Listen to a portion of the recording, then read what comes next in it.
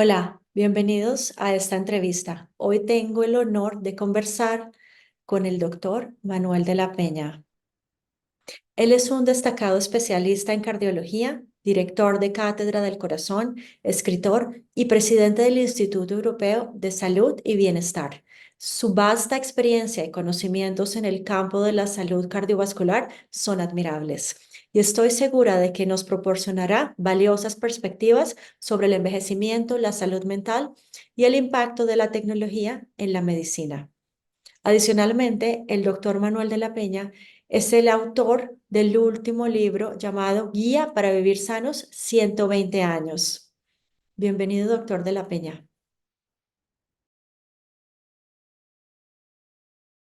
En su libro Guía para Vivir Sanos 120 años, menciona que España ha destacado en longevidad gracias a su dieta mediterránea y otros factores.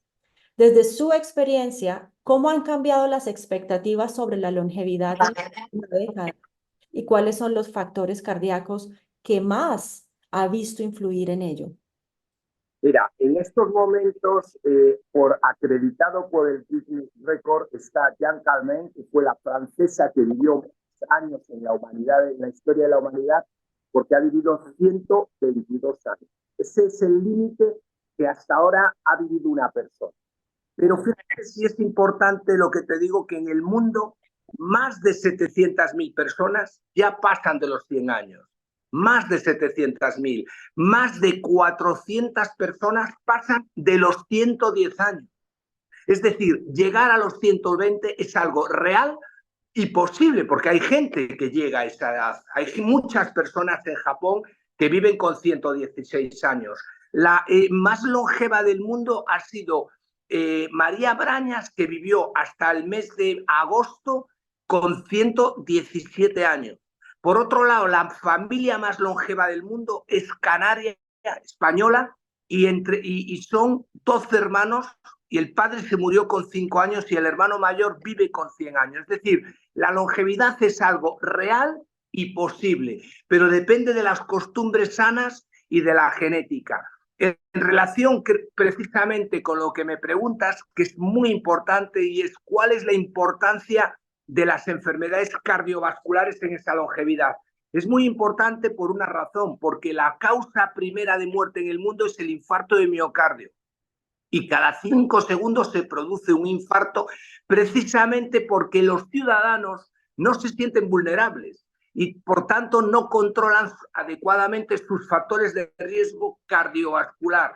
Es decir, los niveles elevados de colesterol LDL, que es el que se acumula en nuestras arterias coronarias y cerebrales, cuando es superior a 70 miligramos, se acumula en ese endotelio vascular produciendo un desgaste, un proceso que le llamamos de arteriosclerosis. Y ese proceso de arteriosclerosis conlleva un endurecimiento de las arterias y que favorece y desencadena la trombosis a nivel del corazón, coronaria, y a nivel del cerebro, trombosis cerebral. Lo que como consecuencia tiene es un infarto cerebral o un infarto de miocardio. LDL alto, glucosa elevado, es decir, las personas con sobrepeso, obesidad y diabetes que tienen intolerancia a la glucosa, eso también es un factor de riesgo. La grasa abdominal es el gran enemigo del corazón, porque la grasa abdominal implica una sobrecarga para el corazón. Yo siempre digo que es como llevar una mochila cargada de piedras. Es importantísimo eliminar la grasa abdominal, controlar la glucosa, controlar el LDL, colesterol y, por supuesto, el estrés emocional, que hace un daño enorme al corazón.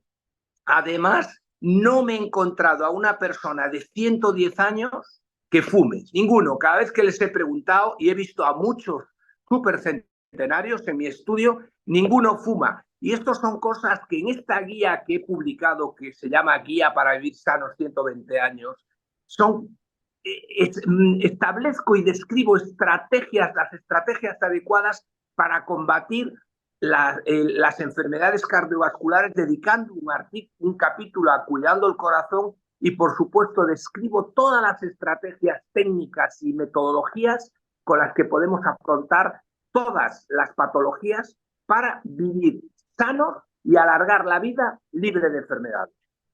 Maravilloso. Ahora mismo voy a poner una imagen de este libro para que la gente lo pueda ver y vamos a continuar como desde un punto de vista psicológico, ¿no? El envejecimiento es un tema fascinante, ya que involucra toda nuestra biología, como nuestra percepción de la vida, ¿no? Hablando de eso, doctor de la Peña, en Guía para Vivir Sanos 120 años, usted menciona el potencial de la inteligencia artificial en el campo médico. Sí, Visualiza que la inteligencia artificial podría revolucionar el tratamiento y la prevención de enfermedades cardiovasculares. por supuesto, y es así. ¿Por qué es así? Porque mira, muy sencillo, en estos momentos ya tenemos una herramienta de inteligencia artificial que se llama AlphaFold 3, creada bajo el patrocinio de Google, o sea, uno de los propietarios es Google, o sea, imagínate si es potente esta inteligencia artificial, que es una de las muchas que ya hay en el mercado, no es la única. Y estas herramientas de inteligencia, esta concretamente, ya ha podido descifrar la interacción en nuestro organismo de 200 millones de proteínas. Para que te hagas una idea, esto que han descubierto, esta herramienta, cualquier investigador como yo que me considero una persona normal, tardaría 10 siglos en descubrir estas interacciones. Lo que ha hecho la inteligencia artificial es ahorrar a los investigadores 10 siglos de trabajo. ¿Qué ocurre? Que después de descifrar estas interacciones, ¿qué se está haciendo ahora? Hay una herramienta vinculada a las herramientas de inteligencia artificial, que también es una herramienta de inteligencia, pero para descubrir fármacos nuevos que vayan a combatir el envejecimiento. ¿Y qué se está haciendo con esas herramientas de inteligencia artificial?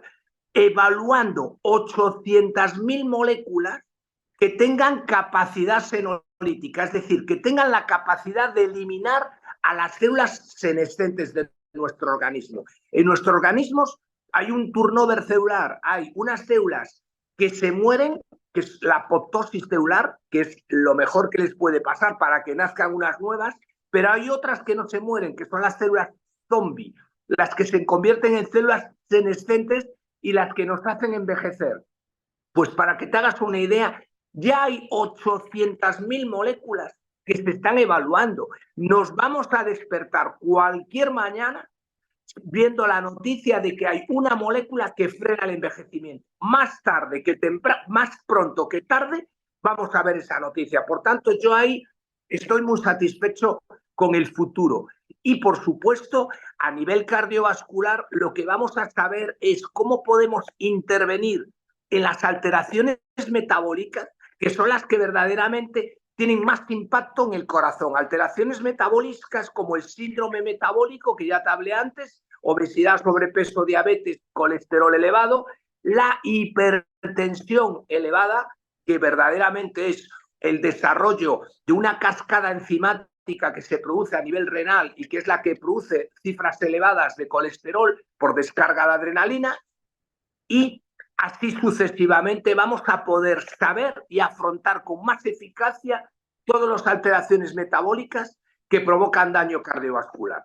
Yo soy muy entusiasta de la inteligencia artificial, pero eso sí, no debemos olvidar la parte de humanización del paciente y de la medicina, porque de nada sirve robotizar la medicina si no tenemos en cuenta la gestión emocional del paciente, la carga emocional con la que acude el paciente a la consulta y, por tanto, la empatía y la relación humana entre ese paciente y ese médico, porque si eso no funciona, te puedo asegurar que no curas al paciente, porque hay una parte de la curación que se llama sugestión.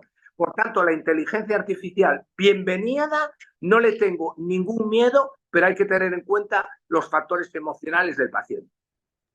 Efectivamente, porque si la inteligencia artificial va a ayudarnos, va a ser como una extensión de nuestra cognición, nos va a ayudar muchísimo a procesar, pero la empatía y la humanización que tiene un doctor nunca será ni podrá ser reemplazada por la inteligencia artificial. Entonces, en términos de salud mental y cómo nuestras emociones pueden influir en nuestra salud física, ¿Qué nos puede contar sobre los factores cardíacos? Usted habla sobre la importancia de la resiliencia psicológica en su obra. ¿Ha observado en su práctica cómo esta resiliencia afecta la salud cardiovascular de los pacientes mayores? ¿Podría dar algún ejemplo de esto? Mira, en la portada del libro lo que hay es la corteza de un árbol donde se ven todos los anillos que tiene el árbol milenario. O sea, los seres vivos más longevos del planeta son los árboles milenarios. Y en esos anillos se refleja precisamente la resiliencia, la capacidad que han tenido ellos para superar sequías, para superar incendios, para superar todo tipo de adversidades. Por eso yo estoy tan enamorado de los árboles como seres vivos que son del planeta. Y eso es precisamente lo que está ocurriendo con el ser humano, que es la evolución menos importante que se ha producido en el planeta. O sea, el ser humano tiene que evolucionar y de hecho estamos ante un cambio de paradigma en la evolución de la especie humana. Va a cambiar gracias a los dispositivos de inteligencia artificial.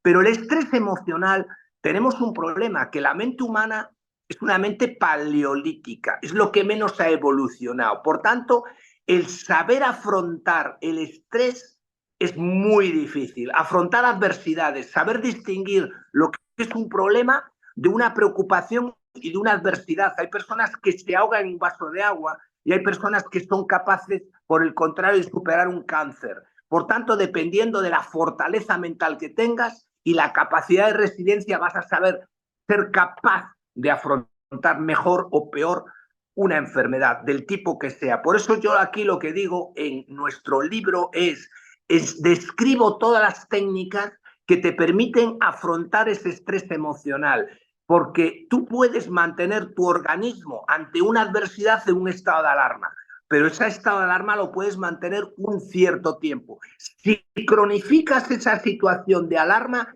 entras en lo que llamamos la tercera fase de Hans-Selye, que es el agotamiento psicosomático.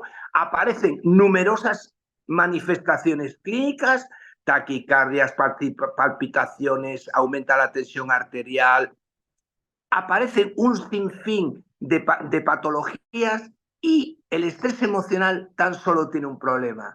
Llega un punto de no retorno. Cuando ya entra en un punto de retorno, recuperar ese agotamiento psicosomático es muy difícil.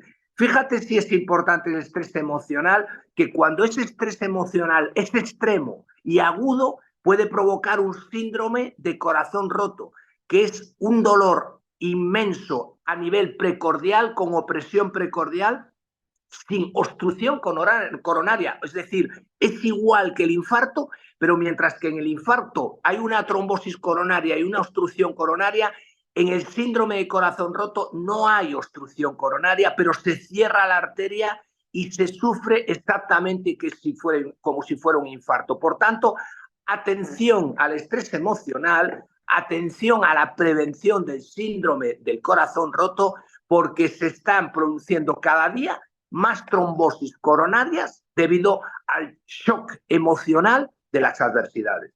Por tanto, en definitiva, vamos a conocer a través de la guía para vivir sanos 120 años de qué manera sé combatir y aprendo a combatir el estrés. Por eso yo una de las cosas más importantes que digo es enseño mi método favorito, a gestionar la calma. Eso es increíble porque siguiendo la línea de la resiliencia, ¿me oyes bien? Sí, perfectamente. Siguiendo la línea de la resiliencia, se me ocurre, por ejemplo, preguntarte, ¿tú crees que la edad es un obstáculo para curarse? Mira, esta es una muy buena pregunta porque precisamente, Natalie, eh, yo me encontré con un tema que me apasiona y es cuando realizo todo este itinerario de entrevistas clínicas a supercentenarios, que la recojo en mi libro, empiezo a constatar que personas de 109 años, 109, se han operado de un melanoma cerca de la órbita del ojo. Un melanoma que es un tumor maligno. Y se han operado y se han curado. y se han curado. Eso en primer lugar. En segundo lugar, personas que se han operado de la cadera con 105 años. Personas que se han operado de cataratas con 103 años. Personas que han superado un cáncer de colon con 90. Personas que han superado un infarto de miocardio con 80. Y te digo la mejor noticia, gracias precisamente a este estudio, el otro día, realizando una entrevista con un periodista hace 4 días, me llama el hijo de Servando, que tiene 86 años, su hijo. Me dice, papá está con 33 pulsaciones por minuto, ha bajado la frecuencia cardíaca, ¿qué hacemos? Y le dije, llévalo de urgencia al hospital, que voy para allá. Con 109 años, al día siguiente le estábamos implantando un marcapasos cardíaco. Significa que tal vez un día antes no se me hubiera ocurrido, pero después de ver que la edad no es un obstáculo para curarse, hemos tomado la decisión y es la primera persona más antigua del mundo a la que le ponemos un marcapasos. Fíjate si estoy contento y satisfecho. Es una maravilla y da muchísima esperanza, ¿no? Y a la vez también pienso, en tu libro tú hablas mucho de prevención.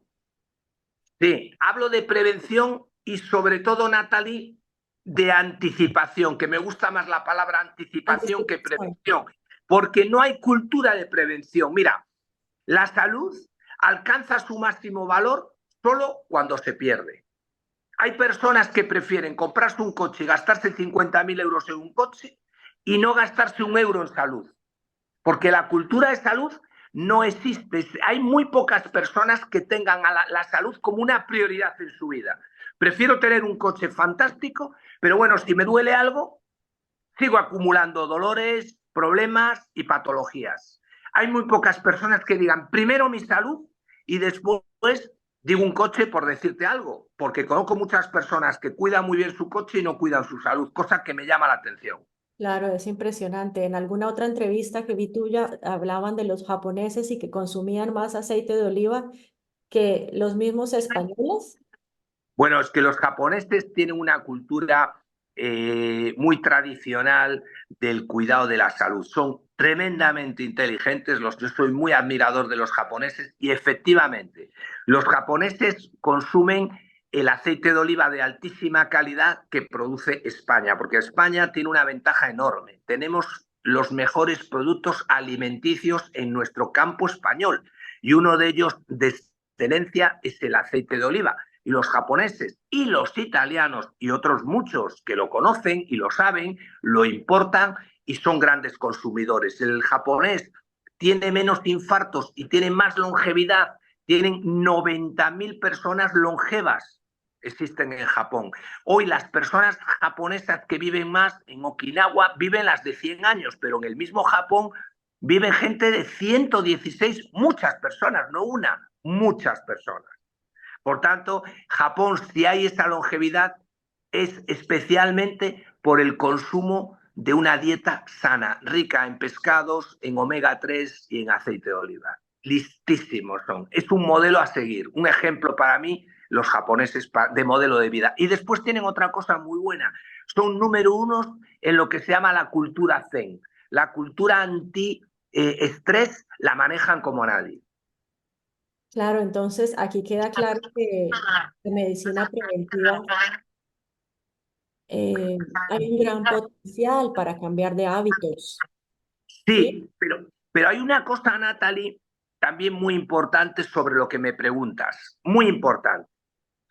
Tú sabes, como gran psicóloga que eres, que el cerebro trabaja por la ley del mínimo esfuerzo. Es decir, el cerebro, cada vez que quieres cambiar un patrón de comportamiento, hay una resistencia para no consumir oxígeno, lo que hace es no trabajar. Por tanto, hay una resistencia al cambio. Tú, por ejemplo, por la mañana te levantas, hoy mismo, hoy, comprueba hoy algo que quieras hacer que no haces habitualmente. Ya verás cómo te cuesta el doble, porque el cerebro se opone.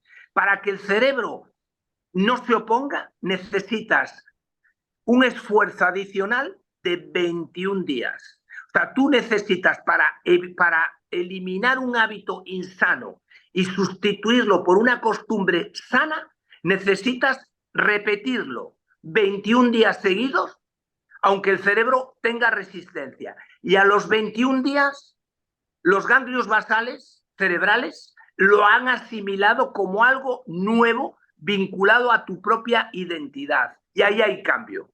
Pero son 21 días.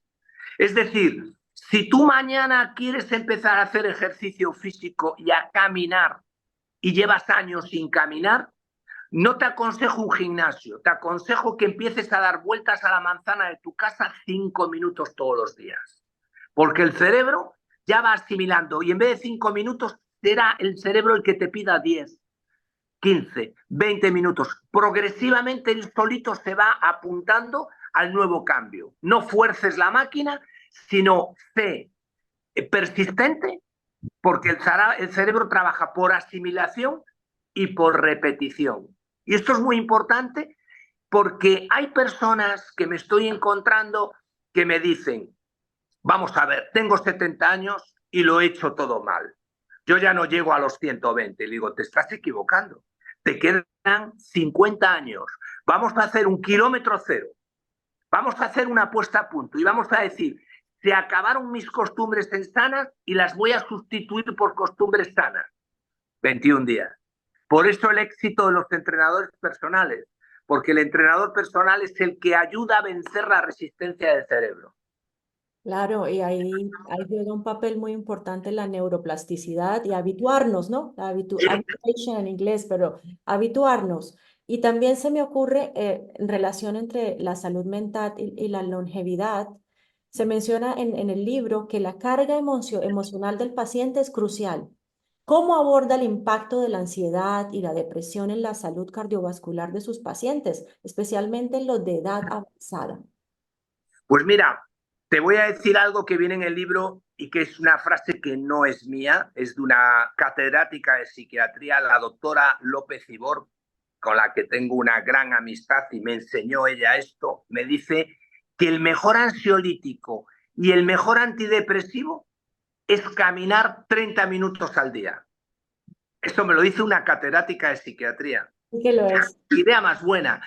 Por tanto, la ansiedad se combate con dos cosas, con la música y caminando, y con técnicas de relajación. Todas estas técnicas las explico muy bien en la guía, porque la ansiedad la podemos tener todos en un momento determinado. Puede ser algo natural, una respuesta del organismo a nuestras preocupaciones. Lo que hay que evitar es que esta ansiedad se cronifique, porque si esa ansiedad se cronifica y nos conduce a una depresión, volvemos a estar en un agujero negro. Hay que evitar entrar en ese agujero negro. Y por tanto, solo se evita con lo que te acabo de decir. Por favor, caminemos 30 minutos al día, es el mejor ansiolítico.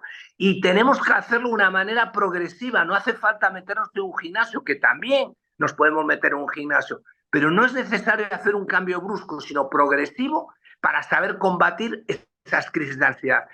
Y hay una cosa que también me sorprendió agradablemente y es que las personas de más de 110 años no tienen ni ansiedad, ni tienen depresión, ni duermen mal. ¿Por qué?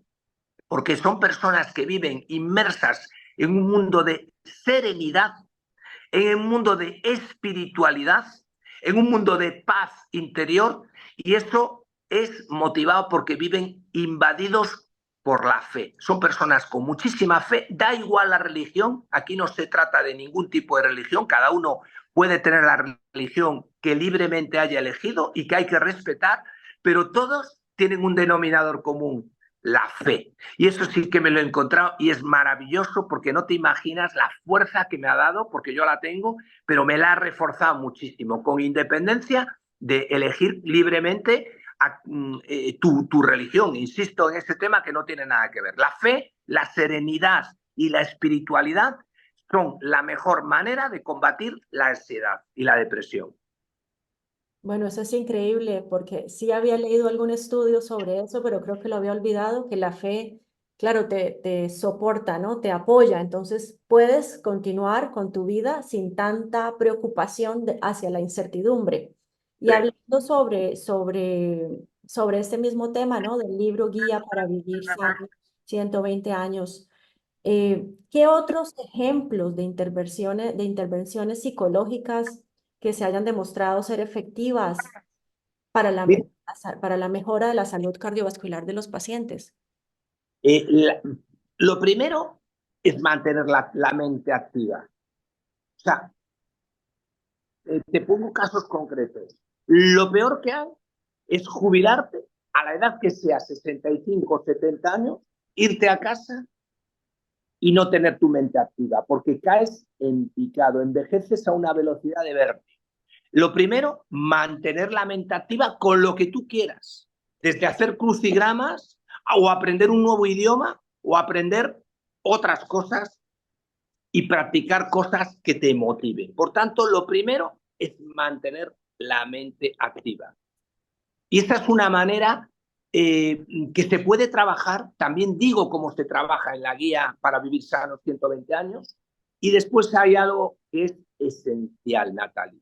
Nosotros tenemos 60.000 pensamientos al día. Tenemos que conseguir que los pensamientos sean positivos. Cada vez que venga un pensamiento negativo, lo tienes que expulsar de tu mente.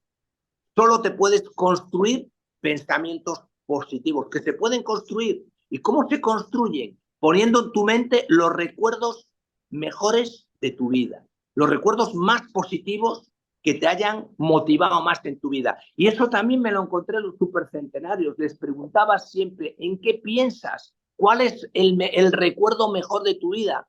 Y todos tienen la construcción de pensamientos positivos. No vas a llegar a vivir 120 años si construyes sentimientos de culpabilidad, sentimientos de decir, ¿por qué no he hecho esto? Todo lo he hecho mal. El pasado lo tienes que olvidar. Tienes que pensar en ti y en construir el presente y el futuro. ¿Por qué? Porque todavía estamos a tiempo si hemos hecho todo mal en nuestra vida. Todos hemos cometido errores, muchos errores, pero lo importante es saber poner el kilometraje en cero, empezar de nuevo. Y pienso una cosa, lo que te estoy diciendo también viene en el libro. Recojo el relato de la campeona del mundo de natación con 100 años. Hay una persona que ha celebrado ayer su cumpleaños, que tiene 104 años y que iba con andador en su casa. ¿Y sabes lo que hizo? Se fue con su hijo, se alquiló un paracaídas y se tiró en paracaídas. Dijo, por un día dejo mi andador y me tiro en paracaídas. Eso es lo que se llama mente activa y pensar en positivo. Es esencial saber construir positivamente todo lo que queremos y lo que deseamos, porque si algo que tu mente desea, ¿sabes cómo te recompensa el cerebro? Te anticipa y te compensa el placer. El cerebro funciona anticipándote el placer de lo que tú deseas. Fíjate si es importante entrenar nuestra mente y nuestro pensamiento como si fuera un músculo. Cuando tengamos la claridad de ideas, de construir y entrenar nuestra mente como si fuera un músculo, todo cambiará en tu vida, porque nuestra mente es la que repercute y provoca el daño físico. Y Claro. ahí está un elemento esencial que se llama sugestión, Natalie. Sugestión. Si tú vienes a mi consulta, te puedo asegurar que si te empiezo a contar cosas feas, acabas con taquicardia. Y si te empiezo a contar cosas bonitas, sales contenta de mi consulta. Puedo convertirte en una enferma o puede convertirte en una longeva dependiendo de cómo actúe y te consigas sugestionar positivamente o negativamente. Fíjate si es importante la mente. Y ahí le dedico un capítulo entero. ¿Y sabes por qué le dedico un capítulo entero? Porque Crescencia, con 110 años, cuando la fui a conocer y a entrevistar, ¿sabes lo que me dijo? Textualmente, me dijo, cuando tengo un día malo o regular, lo saco a flote. Y esa es la expresión favorita de mi libro y es como empiezo mi libro. Por eso la comparo a ella con Dulcinea del Toboso, que era el amor platónico de Don Quijote. Y es una mujer con una mente imbatible. Y cada vez que la voy a ver con una preocupación, salgo con una ilusión. Es capaz de convertir mis preocupaciones en ilusiones. Por eso cada día me gusta más estar con Crescencia o ir a ver a Teodora C. al Escorial, que tiene 112 años. Hace unos días se murió la pobre Dolores Buitrago, que me cantaba coplas con 110. Wow, wow. Estuve con Silveria Nieto con 114 años y después mi pasión era María Brañas, que a los 117 años me decía: Manuel, para llegar a los 117 te tienes que quitar a la gente tóxica del medio y hay que tomar muchos probióticos. Por eso yo consumo yogures. Y eso es importantísimo para llegar a los 117. Claro, los yogures y el probiótico es fundamental para esa salud del estómago, para originar toda esa serotonina. Y por ejemplo, ya cambiando de tema, bueno, si tenemos que hacer todos estos ejercicios mentales, porque básicamente tenemos que salir ya de lo que estamos acostumbrados y esforzarnos un poquito en ser más positivos, en hacer esas caminatas, etcétera. Pero hay un interrogante. ¿Será posible que los entornos nos puedan afectar? ¿Que los entornos físicos nos puedan afectar? Son Nuestra salud en términos de estrés y bienestar cardiovascular. decisivos. El entorno es decisivo. La longevidad, por eso te vuelvo a insistir que la portada del libro es el tronco de un árbol, los seres vivos más necesarios con los que tenemos que interactuar. Mi estado de ánimo se dispara cuando tengo plantas en mi oficina, cuando tengo plantas en mi casa. Yo duermo con cactus de 2,5 metros de alto en mi cuarto. O sea, la gente cuando dice, pero ¿cómo puedes dormir con plantas en tu habitación que te consumen tu oxígeno? Es mentira. Al revés, te dan vida porque limpian de contaminación atmosférica tu entorno. Las plantas, los árboles son las que nos dan la vida. Por eso yo les hablo. Y yo soy partidario de impactos urbanísticos a nivel de cualquier ciudad donde se tenga en cuenta los árboles y las plantas y los espacios verdes. Hasta tal punto de que yo a esto le llamo pensar en verde. Y pensar en verde es tener conexión con la naturaleza y consumir proteínas vegetales. Cuanto más verde oscuro sea nuestra dieta, más sana es. Y eso es lo que llamo yo pensar en verde. Yo, sin árboles, no hay vida. Y de hecho son los seres vivos más milenarios del planeta. Por tanto, si un día tienes una crisis de pánico, una crisis de ansiedad, o te encuentras mal, te coges el coche, te haces una caminata, te vas al campo, te haces una caminata por la naturaleza y te aseguro que después de caminar por la naturaleza, viendo árboles, tocándolos, hablándoles, te aseguro que tu ansiedad y tu estado de bloqueo emocional desaparece porque son vida. Igual que cuando llegas a casa, no es lo mismo tener plantas, poder regarlas, poder hablar con ellas, porque eso es el intercambio que te permite mejorar tu bienestar. Por tanto, para mí, los sitios, los espacios verdes tienen un impacto de salud muy positivo. Y de hecho, Harvard, la Universidad de Harvard, ha hecho estudios muy importantes para ver que este impacto es muy beneficioso en la salud. Claro, hay también unos estudios científicos de Roger Ulrich hablando de cómo las vistas verdes en unos hospitales, los pacientes que tenían ventanales con verde se mejoraban más rápido que los que no. Entonces, como por ejemplo, si tú pudieras diseñar un entorno clínico que priorizara la salud cardíaca, si pudieras hoy te dijeran, ¿qué le pondrías? ¿Qué elementos arquitectónicos pondrías? ¿Te asegurarías que esas ventanas todas tuvieran verde? Primero, ventanales lo más grandes posibles, con vistas, como muy bien dices tú, a la naturaleza, y después dentro de tu propio entorno plantas y seres vivos. Por ejemplo, yo soy un enamorado del coco palmera, tal cual es, ¿no? Hay dos tipos de palmeras. Solamente teniendo una en casa, ya tu espíritu ha cambiado, porque primero, no sé si sabrás que los cactus, por ejemplo, absorben la energía negativa que tú desprendes. pobrecillos, ellos absorben nuestra energía, nuestras malas energías las absorben. Fíjate si es importante tener plantas en casa o, como muy bien dices tú, espacios con ventanales enormes que den a la naturaleza. Claro que mejora muchísimo.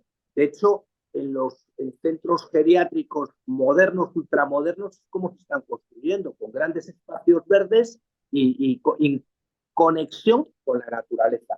De hecho, fíjate que hay un modelo paradigmático que son las zonas azules. Hay 5 zonas azules donde se ha estudiado que las personas centenarias, una de las características suyas más importantes es la conexión entre ellos, la conexión social que alarga la vida, y la conexión con la naturaleza, que también alarga la vida libre de enfermedades. Por tanto, el diseño de cualquier entorno tiene que pasar por espacios verdes o por cultura verde. Por tanto, quédate con mi expresión favorita, que es pensar verde.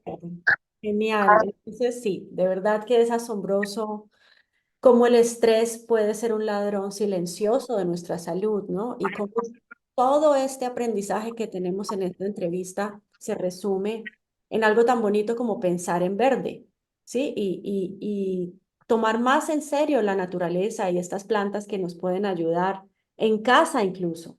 Entonces, doctor de la Peña, ha sido una conversación realmente enriquecedora.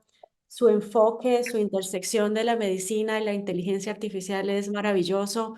Yo recomiendo muchísimo este libro, lo voy a poner aquí. Y si tiene algún último consejo para una audiencia que, que lo busca, que lo sigue, quizás no tiene el acceso a verle y a visitarle en su consultorio, ¿qué sería un consejo para esta audiencia?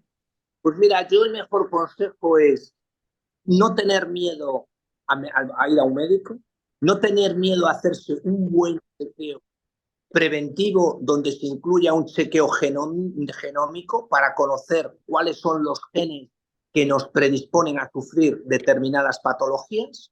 Y por tanto, yo empezaría con un kilómetro cero, es decir, hacerme un chequeo completo para saber qué problemas tengo. No hay que tener ningún miedo porque, por ejemplo, en corazón, si nos encontramos un problema en menos de 24 horas, lo soluciono, menos de 24 horas. Por tanto, soy partidario de chequeos preventivos completos. Soy partidario de decir, hasta aquí hemos llegado y aunque lo haya hecho todo mal, hoy voy a empezar a hacer las cosas bien. Voy a hacer un cambio que en 21 días lo voy a conseguir. Y te digo una cosa, cuando tomas conciencia de que la salud es importante para ti, ¿sabes lo que vas a recuperar? Vas a recuperar y sobre todo vas a abrir una ventana de oportunidad para poder llegar sano. Muchísimas gracias, de verdad. Esperamos ver cómo sus ideas continúan influyendo en la práctica médica y la calidad de vida de nuestros pacientes, bueno, en su caso sus pacientes y en mi caso el mío, ¿no? Porque de verdad que en psicología se necesita realmente también toda esta información porque no podemos abarcar lo suficiente. Entonces, le agradezco muchísimo, doctor, esta entrevista y bueno, nos vemos próximamente. Natalie, muchas gracias a ti y enhorabuena por las preguntas que me has hecho, que son que tienen una gran carga de profundidad, y simplemente espero que esto ayude a la humanidad, que es lo que quieren los supercentenarios, es lo que me han pedido en mi libro, que ayude a la humanidad a mejorar su calidad de vida. Que así sea, que así sea. Muchísimas gracias Espero y verte nos pronto. vemos la próxima.